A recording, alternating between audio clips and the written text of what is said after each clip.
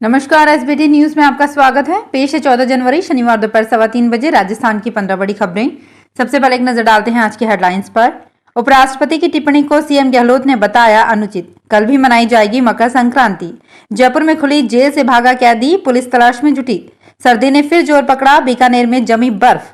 और जयपुर में दान पुण्य के साथ घाटों पर स्नान के लिए उमड़ी भीड़। और अब खबरें विस्तार से। राजस्थान विधानसभा में पीठासीन अधिकारियों के सम्मेलन में उपराष्ट्रपति जगदीप धनखड़ की ओर से विधायिका में न्यायपालिका के हस्तक्षेप को लेकर की गई टिप्पणी को लेकर जहां कांग्रेस के कई नेताओं ने इसे न्यायपालिका पर हमला बताया था, तो वहीं अब मुख्यमंत्री अशोक गहलोत ने भी पार्टी लाइन पर चलते हुए उपराष्ट्रपति जगदीप धनखड़ की टिप्पणी को अनुचित बताया है। हालांकि मुख्यमंत्री अशोक गहलोत ने करीब 2 दिन बाद उपराष्ट्रपति टिप्पणी पर अपना बयान दिया है। गहलोत ने कहा कि न्यायपालिका और विधायिका दोनों लोकतंत्र के मजबूत स्तंभ हैं और दोनों ही अत्यंत महत्वपूर्ण हैं। मकर संक्रांति को गुजरात में उत्तरायण, पूर्वी उत्तर प्रदेश में खिचड़ी और दक्षिण भारत में इस दिन को पोंगल के रूप में मनाया जाता है। मकर संक्रांति का त्यौहार सूर्य पर आधारित पंचांग की गणना के आधार पर मनाया जाता है। पंचांग के अनुसार ग्रहों के राजा सूर्य 14 जनवरी 2023 की रात 8:21 पर मकर राशि में गोचर करेंगे। उदया तिथि 15 जनवरी को प्राप्त हो रही है। ऐसे में मकर संक्रांति इस बार 15 जनवरी को मनाई जाएगी। प्रतापगढ़ जिले में भी रविवार को मकर संक्रांति पर कई कार्यक्रम होंगे। जयपुर के सांगानेर खुली जेल से गुरुवार को एक कैदी भाग गया। फरार कैदी जेल में आजीवन कारावास की सजा काट रहा था। मोबाइल बंद कर गायब मिलने पर कैदी के फरार होने का जेल प्रशासन को पता चला। मालपुरा गेट थाने में जेल प्रशासन की ओर से मामला दर्ज करवाया गया है। पुलिस फरार कैदी की तलाश में जुटी है। पुलिस ने बताया कि डॉक्टर संपूर्णानंद बंदी खुला शिविर सांगानेर के जेल प्रहरी दयाराम गुर्जर ने रिपोर्ट दर्ज करवाई है। फरार कैदी देव किशन उर्फ दीवान सिंधी कॉलोनी राजापाल का रहने वाला है। वो आजीवन कारावास की सजा काट रहा था। बीकानेर में एक बार फिर से सर्दी ने जोर पकड़ लिया है। बीती रात बीकानेर के ग्रामीण क्षेत्रों में जहां भी पानी खुले में रहा वहां बर्फ जम गई। कारों पर ओस का पानी बर्फ में बदल गया तो फसलों पर भी सुबह बर्फ ही बर्फ नजर आई। यहां तक कि पानी के काले पाइप भी बर्फ से सफेद नजर आने लगे। तापमान में गिरावट के चलते ठिठुरन बढ़ गई है और जनजीवन पूरी तरह से प्रभावित है। बीकानेर के खाजीवाला में सुबह कार, जीप सहित सभी वाहनों के कांच पर बर्फ जमी रही। वाहन मालिकों ने अपने हाथों से हटाया तो बर्फ का ढेर लग गया। जयपुर में शनिवार सुबह से पतंगबाजी का दौर जारी है। कई स्थानों पर पतंग दंगल भी आयोजित हो रहे हैं। दान पुण्य का त्यौहार मकर संक्रांति इस वर्ष खास है।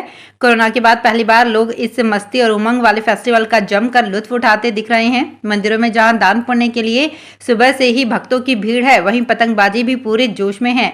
इधर शुक्रवार को बाजारों में जबरदस्त रौनक देखने को मिली। देर रात तक बाजार में पतंग के खरीदार नजर आए। बीकानेर में आजकल घूंघट की आड़ में महिलाएं दुकानों में चोरी की वारदात को अंजाम दे रही हैं। एक साथ 3-4 महिलाएं ज्वेलर्स की दुकान में पहुंचती हैं।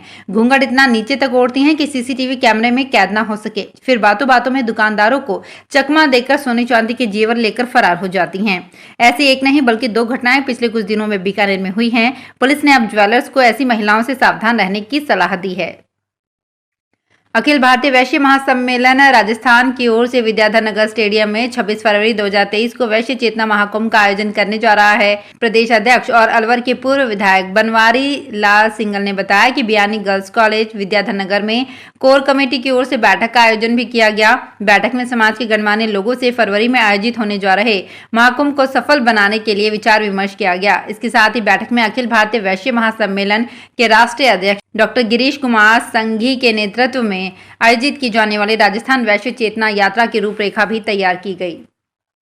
राजस्थान में इस साल विधानसभा चुनाव होने हैं, मगर दोनों पार्टियों में नेतृत्व का असमंजस फिलहाल बना हुआ है। हालांकि चुनावी वर्ष को लेकर बीजेपी और कांग्रेस दोनों ने वर्किंग शुरू कर दी है, मगर इसके बावजूद दोनों पार्टियों में नेतृत्व के स्तर पर स्थितियां साफ नहीं होने से पार्टियों में अंदरूनी स्तर पर असमंजस और खींचतान बनी हुई है। इसका असर दोनों ही पार्टियों के कार्यक्रमों और तैयारियों पर देखने को मिल रहा है। कांग्रेस में सीएम की कुर्सी को लेकर अशोक गहलोत और सचिन पायलट के बीच लड़ाई जग जाहिर हो चुकी है। अजमेर डिस्कॉम ने 75% बिजली कटौती के उल्लंघन करने वाली 7 औद्योगिक इकाइयों पर सख्त कार्रवाई करते हुए उनके बिजली के कनेक्शन काट दिए हैं। इन औद्योगिक इकाइयों में 6 भीलवाड़ा की और 1 अजमेर जिला सर्किल क्षेत्र की है। प्रबंध निदेशक निर्माण ने लोड रिस्ट्रिक्शन में लापरवाही बरतने पर 5 अभियंताओं को चार्जशीट दी है। इनमें कनिष्ठ अभियंता और सहायक अभियंता सांझू, अधिशासी अभियंता डेगाना, कनिष्ठ अभियंता गच्छीपुरा व सहायक अभियंता पर कार्रवाई करते हुए उन्हें चार्जशीट दी है। राजस्थान का बजट जारी होने में अब कुछ ही दिनों का समय शेष बचा है। इसी बीच शेखावाटी को संभाग बनाने की मांग भी तेज हो चुकी है।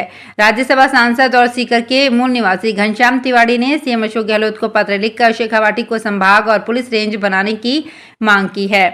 राज्यसभा सांसद ने अपने पत्र में लिखा है कि सीकर में विभिन्न प्रतियोगी प्रवेश परीक्षाओं और डिफेंस के 50 से अधिक कोचिंग संस्थान हैं। शेखावाटी को संभाग बनाया जाना हर दृष्टि से उचित रहेगा। जोधपुर के भूंगरा गांव में हुई गैस कांड से सबक लेते हुए चूरू का जिला रसद विभाग सक्रिय हो गया है। जिला रसद विभाग की टीम ने शुक्रवार को पंखा सर्किल के पास कार्रवाई करते हुए खड़ी ट्रैक्टर ट्रॉली से 125 घरेलू एलपीजी गैस सिलेंडर जब्त किए हैं। ट्रैक्टर ट्रॉली को पंखा सर्किल के पास खड़ा करके सिलेंडर किसी और के जरिए सप्लाई किए जाते थे। टीम ने दस्तावेज मांगे तो ट्रैक्टर ट्रॉली ड्राइवर ने कोई भी दस्तावेज प्रस्तुत नहीं किए। प्रवर्तन निरीक्षक संपत कुमार ने बताया कि घरेलू गैस सिलेंडर का व्यावसायिक दुरुपयोग होटल और ढाबों में किया जा रहा है। कोटा में बहुचर्चित चिटफंड कंपनी अपेक्षा ग्रुप के खिलाफ दर्ज 115 मुकदमों में से अब तक 11 एफआईआर में एसआईटी चालान पेश कर चुकी है। चालान में 65 पेजों में आरोप पत्र और करीब 5000 पेजों में विभिन्न साक्ष्य संकलित हैं। चालान में चौंकाने वाले खुलासे हुए हैं। ग्रुप के डायरेक्टर्स ने निवेशकों से करोड़ों रुपए लिए लेकिन बैंक खातों में नहीं दिखाए। इसका हिसाब किताब रखने को अलग सॉफ्टवेयर बनवाया। इस सॉफ्टवेयर पर निवेशकों से करोड़ों रुपए नकद लेकर उसका डाटा फीड किया जाता था। राजस्थान में अब सरकारी विभाग की प्रत्येक फाइल की रियल ट्रैकिंग तो होगी ही, साथ में सभी विभागों में ई फाइल सिस्टम भी लागू हो गया है। इससे लोगों को अब अपनी फाइल के बारे में पल पल की जानकारी रहेगी। साथ ही ये भी पता रहेगा कि उसकी फाइल किस अधिकारी के पास कितने समय तक रही और क्यों रही। ये नया सिस्टम प्रदेश के सभी सरकारी महकमों के अलावा आयुक्तालयों निदेशालयों में नई साल 2023 से मिशन मोड पर शुरू हो गया है। राजस्थान के सरकारी स्कूलों में पढ़ने वाले 8वीं कक्षा के विद्यार्थियों को 9वीं से 12वीं क्लास में छात्रवृत्ति के लिए रविवार को national means cum merit scholarship परीक्षा 2023 होगी। राज्य भर के 95,565 अभ्यर्थियों के लिए यह परीक्षा प्रदेश में 339 परीक्षा केंद्रों पर एक पारी में सुबह 11 से 2 बजे तक आयोजित की जाएगी। बीकानेर से 4000 अभ्यर्थियों ने आवेदन किया है। परीक्षा में चयनित होने वाले विद्यार्थियों को आगामी 4 वर्षों के लिए कुल 48,000 की छात्रवृत्ति का लाभ दिया जाएगा। 3 घंटे के इस एग्जाम में विद्यार्थियों से कुल 180 प्रश्न पूछे जाएंगे। इसमें न्यूनतम 40% अंक लाने जरूरी हैं। ज्वेलर्स कल्चर सोसाइटी जयपुर की ओर से आईटीसी राजपुताना होटल में डांस का महामुकाबला कार्यक्रम आयोजित किया गया। सोसाइटी के अध्यक्ष कमल कोठारी ने बताया कि डांस का महामुकाबला में dance, belly dance, role play, dancing में लोगों ने बड़े ही उत्साह से भाग लिया। इसमें 3 कैटेगरी रखी गई थी। इस मुकाबले में 50 से 65 वर्ष आयु तक के प्रतिभागियों ने भाग लिया। सोसाइटी के सचिव आलोक सोखिया ने बताया कि रॉकस्टार कपल में आनंद विभूति राव, पंकज संध्या चितलांगिया, सुंदरदास और पुष्पा सोखिया विजेता रही। तो फिलहाल इस बुलेटिन में इतना ही। फिर हाजिर होंगे कुछ और बड़ी खबरों के साथ।